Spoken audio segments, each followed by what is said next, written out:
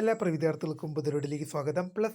Plus one public exam result 2026 result June 2 പ്രസിദ്ധീകരിക്കും.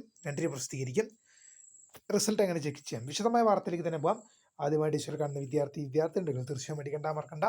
Subscribe ചെയ്ത് കൂടെ പ്രത്യേകം ശ്രദ്ധിക്കുക. സബ്സ്ക്രൈബ് ചെയ്ത് നോട്ടിഫിക്കേഷൻ ബെല്ലേക്ക് ഓപ്ഷൻ എനേബിൾ ചെയ്യുക.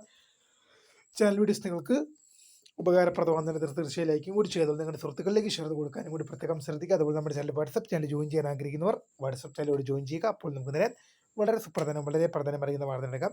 Plus one public exam result 2026 result June 2 പ്രസിദ്ധീകരിക്കും.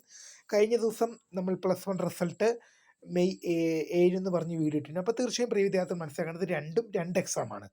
അന്ന് നമ്മളിട്ടത് പ്ലസ് വണ്ണിൻ്റെ സപ്ലിമെൻ്ററി ഇമ്പ്രൂവ്മെൻറ്റ് എക്സാമിൻ്റെ വീഡിയോ ആയിരുന്നു. ആ റിസൾട്ട് മെയ് 7 തന്നെ വരും. ഇത് പ്ലസ് വൺ റെഗുലർ വിദ്യാർത്ഥികളുടെ പരീക്ഷയാണ്. റെഗുലർ വിദ്യാർത്ഥികൾ എന്ന് പറഞ്ഞാൽ ഇപ്പോൾ പഠിച്ചുകൊണ്ടിരിക്കുന്നവർ, അത് നിങ്ങളിപ്പോൾ സ്കൂളിൽ പോയി പഠിച്ചുകൊണ്ടിരിക്കുന്നവരാണ് റെഗുലർ വിദ്യാർത്ഥികൾ. ആ റെഗുലർ വിദ്യാർത്ഥികളുടെ പരീക്ഷയാണ് റിസൾട്ടാണ് ജൂൺ 2 പ്രസിദ്ധീകരിക്കുന്നത്.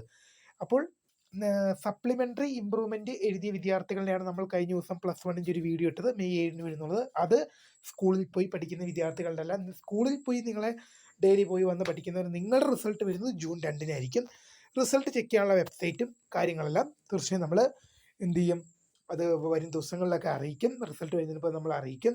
തീർച്ചയായും വീഡിയോ ഇഷ്ടപ്പെട്ടാൽ ലൈക്ക് ചെയ്യുക, ഷെയർ, സബ്സ്ക്രൈബ് ചെയ്യുക. അപ്പോൾ my name is Kritha, founder, career guide. Thanks for watching. By.